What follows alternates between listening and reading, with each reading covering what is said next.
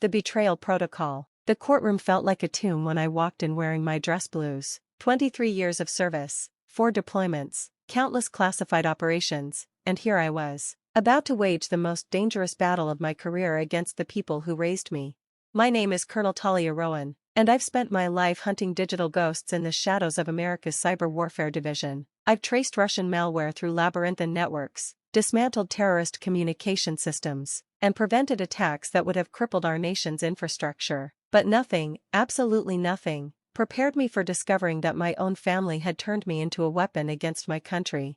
The hearing was supposed to be routine, a simple estate matter following my father's death 6 months earlier. Instead, I found myself facing a firing squad of familiar faces twisted with greed and betrayal. Dean, my younger brother, sat rigid beside his wife Mara, both of them radiating the kind of righteous indignation that only comes from practiced deception. Behind them, my mother refused to meet my eyes, her hands folded in her lap like she was praying for forgiveness she'd never seek. Their attorney, a razor-sharp woman with dead eyes, stood and began her assassination of my character. Each word was calculated, surgical, designed to cut deep.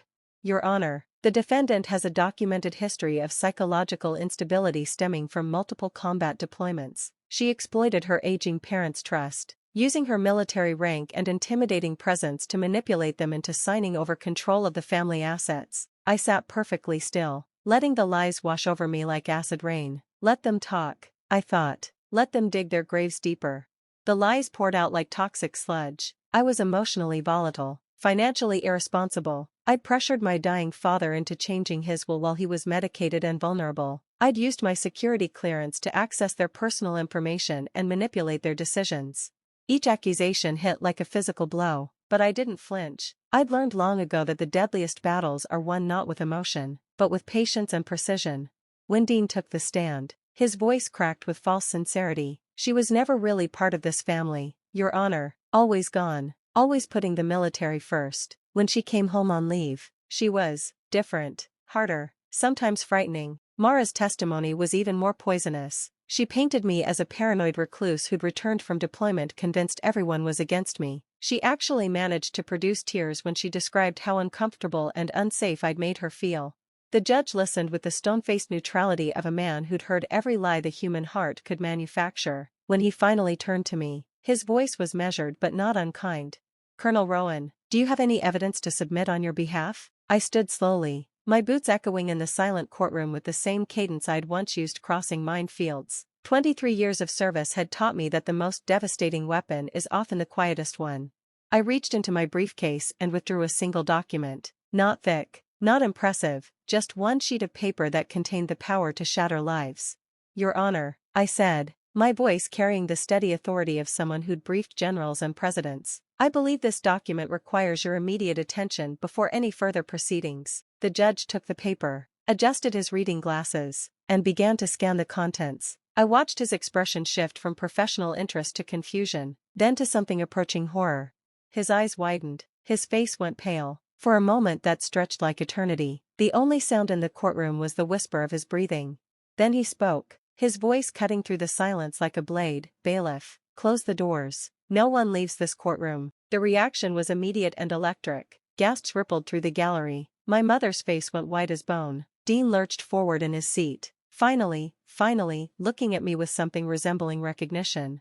But it was Mara's reaction that confirmed everything I'd suspected. She didn't look confused or frightened, she looked cornered. The bailiff moved to secure the exits just as the courtroom doors burst open. Federal agents in dark suits flooded in with the controlled precision of a military operation. They moved like water, surrounding Dean and Mara before either could react. I remained perfectly still, watching the choreography of justice unfold. This wasn't about revenge, this was about truth, and I'd waited a long time to set it free. The investigation had begun 3 months earlier with a single, innocuous email that had landed in my inbox like a digital cancer cell. A confirmation for a veteran relief disbursement I'd never applied for, processed to an account I'd never opened, for $38,000 I'd never received. Most people would have dismissed it as a scam, but I'd spent my career following digital breadcrumbs through the darkest corners of cyberspace. I knew that the most dangerous attacks often began with the smallest anomalies. Within hours, I'd traced the fraudulent account to a shell company called Ridenhart Properties LLC. The name triggered a memory, Dean's pet project. The one he'd bragged about at family gatherings. The same project that had somehow become the legal owner of my parents' house. The house I'd secretly helped pay off after my third deployment. The house where I'd grown up, where I'd learned to shoot, where I'd made the decision to serve my country, erased from my name as if I'd never existed.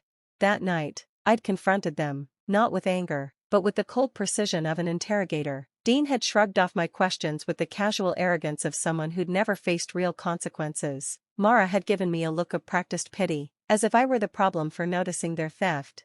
My mother had simply said, Dean explained it was for the family, his family. I'd corrected, not mine. The silence that followed had told me everything I needed to know. I was no longer part of their equation. I was just an obstacle to be removed. But they'd made a critical error. They'd assumed I was just another veteran, isolated and expendable. They had no idea they were dealing with someone who'd spent decades dismantling criminal networks far more sophisticated than their amateur operation. I'd gone home that night and opened a new file. Not emotional notes or angry letters, data, names, dates, transaction records, IP addresses, digital signatures. The kind of evidence that doesn't lie, doesn't manipulate, doesn't plead for understanding. What I found in the following weeks had chilled me to the bone. This wasn't just about money, it was about identity theft on an industrial scale, using the names and service records of veterans, some living, some dead, to funnel money through fake charities and shell corporations. Oliver Grant, a medic who died saving lives in Afghanistan, was apparently applying for PTSD therapy. Sarah Chen, who'd lost her legs to an IED in Iraq, was supposedly receiving disability benefits at 3 different addresses. James Rodriguez, who'd taken his own life after his 4th deployment, was still collecting veteran assistance payments 2 years after his funeral. They were harvesting the dead and exploiting the living. And my security clearance, my name, my service record, was their key to the vault. The deeper I dug, the more horrifying it became. Foreign accounts, encrypted communications, digital signatures that traced back to known cyber espionage networks. They weren't just stealing money, they were selling access to classified systems, using my credentials as a backdoor into America's most sensitive networks. My brother and his wife weren't just thieves, they were traitors, and they'd made me an unwitting accomplice in their betrayal of everything I'd sworn to protect. The courtroom was chaos now. Dean was shouting protests as the handcuffs clicked around his wrists. Mara was sobbing, her carefully constructed facade crumbling like wet cardboard. My parents sat in stunned silence, finally understanding the magnitude of what they'd enabled. As the agents led them away, Dean looked back at me one last time. His voice was barely a whisper. They made me do it. I didn't respond. There was nothing left to say. They'd made their choice when they decided my service was worth less than their greed. Now they'd face the consequences of treating a soldier's honor like a commodity to be sold. The judge's voice cut through the chaos. Due to the national security implications of this case, all proceedings are sealed pending federal investigation. I stood as the courtroom emptied, alone in the space where my family had tried to destroy me. But I wasn't broken. I was free. Later, in the quiet of my apartment, I opened my laptop and began typing. Not a report or a legal brief, but a mission statement for Honor Trace, a foundation dedicated to protecting veterans from the kind of exploitation I'd uncovered. The first donation came from an unexpected source, the widow of Oliver Grant, the medic whose identity had been stolen. Her letter was simple but powerful. We thought no one would fight for us. Then you did. I sat in the gathering darkness, reading her words over and over. This was why I'd served. Not for glory or recognition, but for the quiet satisfaction of standing between the innocent and those who would harm them. My family had thought they could use my silence against me. They'd forgotten that sometimes the most dangerous warriors are the ones who speak through their actions, not their words.